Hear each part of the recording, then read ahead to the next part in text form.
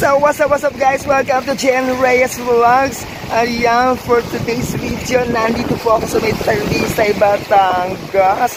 Ayan, syempre, nandito ako sa may tabing dagat. Ayan,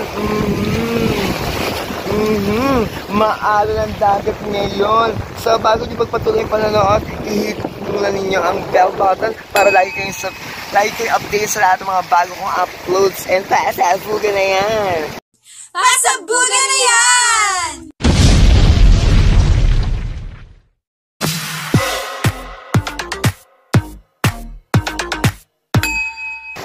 Ayan.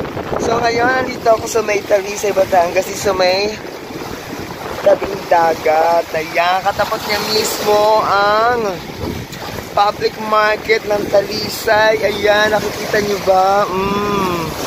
Ayan, syempre maalo na maalo. O diba naman? Ayan. So, pag mapupunta kayo dito sa may Talisay, i-diretso nyo lang yan at makikita ninyo ang tabing dagat. Ayan. At syempre, ayan, papasyal ko kayo. Pumunta muna tayo doon.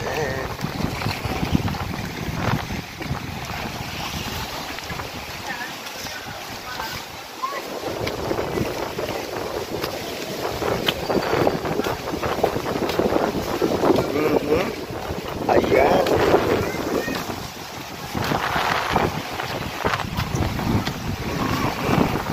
Dito, pag kayo meron siyang parang wall. Ayan, pwede yung lakaran. Ayan guys, ayan. Diba naman. At ayun.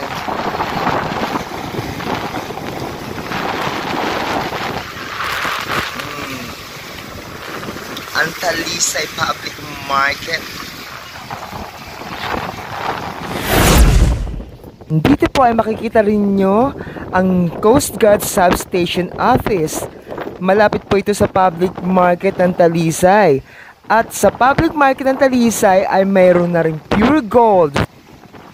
Kaya pag bumisita kayo dito sa may Talisay, hindi nyo napaproblemahin ang mga pamimili nyo.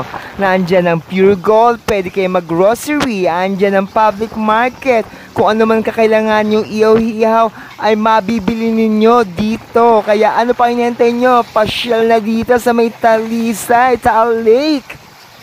Huwag po kayong bibitaw at samahan nyo pa po akong libutin ang Taal Lake.